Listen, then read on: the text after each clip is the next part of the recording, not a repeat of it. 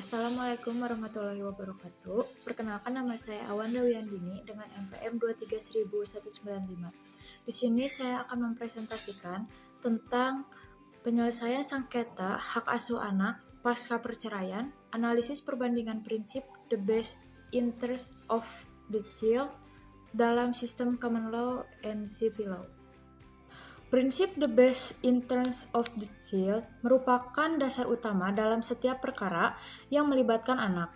Prinsip ini menegaskan bahwa semua keputusan hukum harus memprioritaskan kesejahteraan dan perkembangan anak, bukan kepentingan pribadi orang tua. Prinsip ini juga sesuai dengan Konvensi Hak Anak tahun 1989 yang menyatakan bahwa setiap tindakan atau keputusan yang menyangkut anak harus menempatkan kepentingan terbaik anak sebagai pertimbangan utama. Dengan kata lain, anak adalah subjek hukum yang harus dilindungi, bukan sekedar objek dalam perkara perceraian. Dalam sistem common law, seperti di Amerika Serikat dan Inggris, penerapan prinsip ini dilakukan dengan pendekatan multidisipliner. Artinya, pengadilan tidak hanya melihat aspek hukum, tetapi juga melibatkan berbagai ahli seperti psikolog, pekerja sosial, dan konselor keluarga.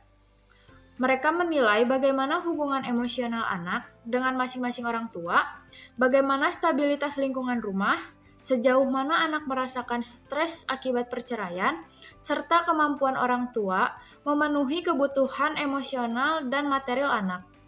Yang menarik dalam sistem ini, pendapat anak juga didengar, terutama bagi anak yang sudah cukup matang.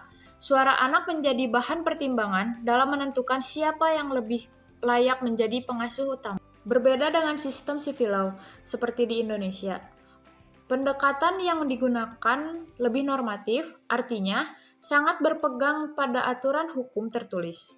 Berdasarkan Undang-Undang Nomor 1 Tahun 1974 dan kompilasi hukum Islam Pasal 105, anak yang berusia di bawah 12 tahun biasanya diserahkan kepada ibu. Pertimbangan ini bersifat tradisional, karena masih menganggap ibu sebagai pengasuh alami. Namun, pendekatan seperti ini kadang tidak melihat kondisi psikologis anak atau kesiapan ekonomi dan emosional dari masing-masing orang tua. Oleh sebab itu, sistem hukum keluarga di Indonesia sebaiknya mulai menyesuaikan diri dengan pendekatan yang lebih empiris, yaitu pendekatan yang memperhatikan kondisi nyata anak, bukan hanya sebagai teks hukum. Dalam sistem common law, proses penetapan hak asuh anak dilakukan secara komparatif. Tahapannya dimulai dari pengajuan permohonan, evaluasi psikologis, mediasi wajib, hingga pengambilan keputusan oleh hakim. Evaluasi biasanya dilakukan oleh tenaga profesional yang ditunjuk pengadilan untuk menilai kesiapan emosional dan kemampuan finansial kedua orang tuanya. Hasil dari pendekatan ini digunakan untuk menentukan apakah hak asuh diberikan secara tunggal atau bersama. Dalam sistem ini, pengasuhan bersama yang memungkinkan anak tetap mendapatkan perhatian dari kedua orang tuanya walaupun sudah bercerai. Pendekatan ini dianggap lebih sehat bagi perkembangan anak, karena hubungan dengan ayah maupun ibu tetap terjaga dengan baik. Sedangkan dalam sistem civil law, seperti di Indonesia, prosesnya lebih sederhana dan cenderung formal. Biasanya dimulai dari mediasi, pemeriksaan bukti, mendengarkan saksi, kemudian baru hakim memutuskan. Namun sayangnya, keterlibatan tenaga ahli seperti psikolog anak atau pekerja sosial masih jarang dilakukan. Akibatnya, keputusan seringkali hanya didasarkan pada pandangan umum bahwa ibu lebih pantas mengasuh anak kecil tanpa mempertimbangkan kondisi psikologis anak atau kesiapan orang tua.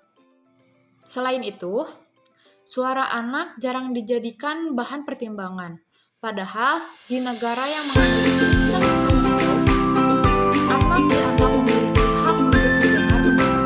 Karena itu, diperlukan pedoman nasional tentang indikator kepentingan terbaik anak agar keputusan hakim tidak lagi didasarkan pada kebiasaan, tetapi pada bukti dan kesejahteraan anak. Selanjutnya, dinamika gender